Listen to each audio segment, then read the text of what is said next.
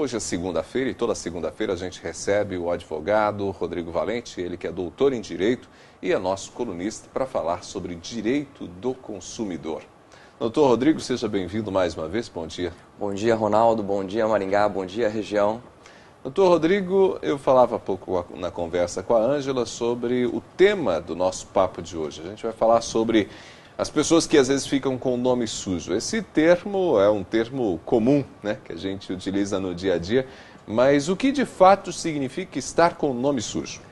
Quando alguma pessoa tem algum problema de crédito com algum fornecedor, por exemplo, o consumidor não conseguiu pagar as suas contas de forma regular, da forma que foi convencionado, ela tem a possibilidade de ter o seu nome inscrito nos órgãos de proteção ao crédito. Esse é um direito do fornecedor, se realmente o consumidor não arcou com aquela responsabilidade. E uma vez com o nome inscrito nesse órgão de proteção ao crédito, você vai ter alguns problemas em relação a determinados financiamentos, alguns problemas em relação à possibilidade de fazer alguns tipos de compras.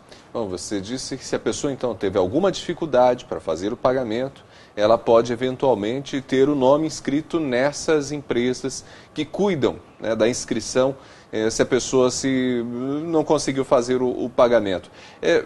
Isso acontece com pessoas das mais diferentes classes sociais, né? Não tem a ver apenas com poder econômico, digamos, com a falta de poder econômico. Exatamente, até porque pode acontecer do consumidor ter simplesmente se esquecido de pagar aquela conta, acabou passando batido com tantos afazeres que nós temos no dia a dia, acabou passando batido e você acabou descobrindo que você estava com o seu nome sujo na praça por um esquecimento, não por falta de pagamento ou não por falta de vontade de pagamento, mas a grande maioria sim, Ronaldo, é porque realmente não conseguiu cumprir com aquela obrigação de pagar pontualmente, de pagar o valor integral daquela dívida que ora assumiu. Esses dados são estatísticos, né? Esses dados eles são divulgados em tempo de crise, como aconteceu esse ano, no comecinho do ano, principalmente, o número de pessoas que tiveram o nome escrito no órgão de proteção de crédito aumentou substancialmente.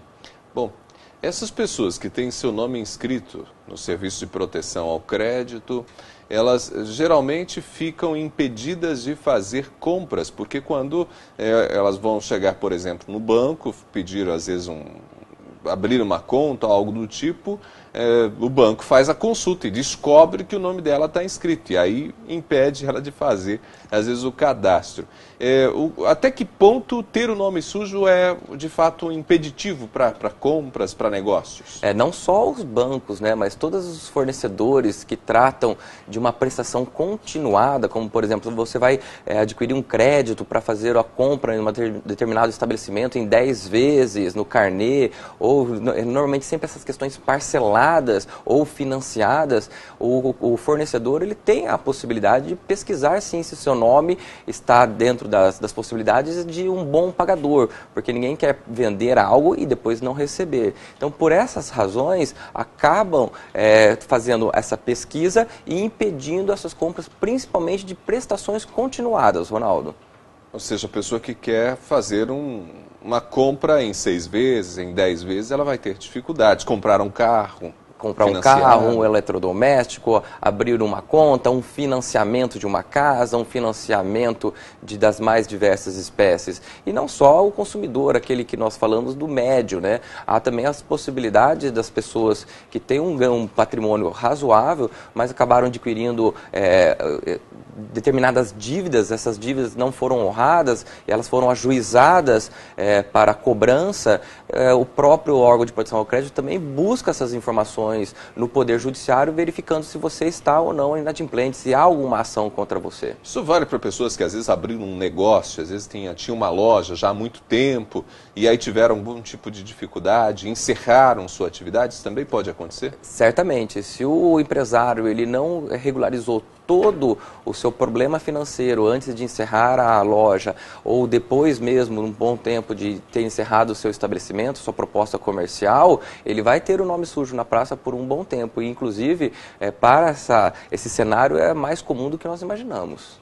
Bom, diante desse cenário que você está pontuando, a pessoa ficar com o seu nome sujo, que tipo de dificuldades ela vai ter para fazer negócio? Você já apontou que há consultas, normalmente há consultas e aí a empresa pode não fornecer alguns serviços. Mas existem serviços que são essenciais. Por exemplo, você precisa do fornecimento de energia elétrica na sua casa, no seu apartamento, um telefone, e daí? Exatamente. Essa é a grande dúvida que os consumidores têm. Serviços essenciais, você não pode ser impedido de fazer uma contratação em razão do nome sujo na praça. Então, água, luz, telefone, escola particular, todos esses estabelecimentos, eles têm que fazer o contrato com você, eles não podem te impedir em razão do nome sujo na praça. Então, por exemplo, se eu tenho um filho e esse filho estuda numa escola particular, a escola não pode falar, olha, você está negativado, eu não vou aceitar a matrícula do seu filho, não vou fazer o recebimento, o contrato de prestações continuadas para a prestação de serviço educacional. Isso não pode, isso se torna um tanto quanto abusivo e o Código de Defesa do Consumidor impede esse tipo de conduta, como também a água, luz e telefone, que são considerados serviços essenciais. Não é porque eu tive um problema financeiro, por mais determinadas que sejam as naturezas em relação a essa questão, que eu não vou ter o fornecimento de água e de luz, por exemplo. Isso é bastante significativo, né? Porque a pessoa pode e deve manter determinados serviços que são fundamentais para ela, para a família dela. Exatamente, tem que manter minimamente a dignidade do consumidor, até porque muitas vezes o consumidor ele não quis que o nome dele fosse para a inscrição nos cadastros de proteção ao crédito. Pode ser que alguns não liguem, até tem alguns que são recorrentes, que nós chamamos de devedores contumazes, mas a grande maioria acabou tendo alguma dificuldade, algo que não estava prevendo naquele determinado momento da sua vida e por alguma dificuldade, seja de saúde, seja de perda de emprego ou qualquer coisa nesse sentido, que a renda diminuiu e ele não conseguiu arcar com aquela parcela, com aquele débito que ele tinha contraído há um tempo atrás.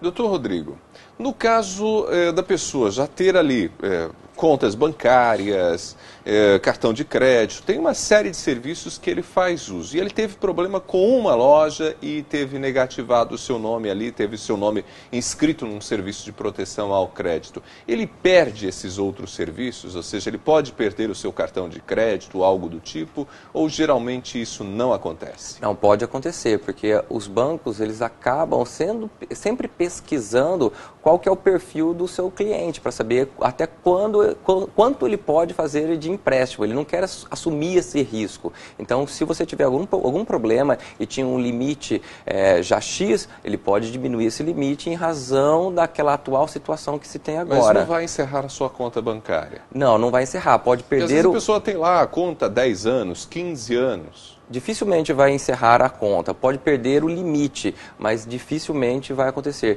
Agora, quando acontece alguma questão dessa natureza, Ronaldo, a melhor recomendação que se faz é que você procure o fornecedor e já faça uma renegociação dessa dívida. Não deixe isso rolar, porque acaba virando uma bola de neve. Então, se você tiver um problema e você for negativado por causa desse problema, que ele é devido, e você não procura, acaba tornando um tanto quanto maior, cada vez mais, isso pode repercutir em outros cenários também que você não tinha problema. Então, uma vez com o problema em mãos, ocorreu o problema, diagnosticou o problema, procure o fornecedor, faça um parcelamento, faça uma renegociação para que você possa resolver e continue com o seu nome limpo e bom na praça. Então, é possível fazer a negociação e se a pessoa encontrar algum tipo de dificuldade na empresa para a qual ela está devendo, ela pode recorrer ao PROCON, algum órgão de defesa do consumidor, para pedir socorro, digamos assim, olha, eu estou com a situação ali pendente, quero negociar, mas estou encontrando algum tipo de dificuldade. Ela pode fazer isso? Só se for uma questão de recomendação e a tentativa de uma conciliação, de chamar as partes por uma audiência no PROCON para poder fazer uma renegociação, uma conciliação. Porque o credor, também é importante dizer, que ele não tem a obrigação de receber parcelado. O direito que o credor tem é de receber integralmente o valor que lhe é devido. Então, qualquer forma de negociação é uma mera possibilidade de acordo que se faz. E por essa razão, deve as partes sentarem e o consumidor demonstrando a boa-fé, a vontade de resolver, eu acredito que o seu fornecedor, o seu credor, ele vai acabar se sensibilizando, porque na verdade ele quer receber também, né? Então, se facilitar um pouquinho a possibilidade de recebimento, ele já resolve também de forma imediata e também o próprio fornecedor não precisa procurar o Poder Judiciário para poder fazer a cobrança dessa dívida e nem muito menos ficar no prejuízo, que também não é interessante. Doutor Rodrigo, valeu pela conversa, pelos esclarecimentos. Até a semana que vem. Obrigado, Ronaldo. Até uma próxima oportunidade. Conversamos com o Dr. Rodrigo Valente em mais uma coluna sobre direito do consumidor. E com essa coluna, a gente encerra por aqui mais uma edição do Ponto Com News. Agradecemos a você pela companhia. Um excelente dia para você. Amanhã, a partir das 7, a gente se fala. Até lá.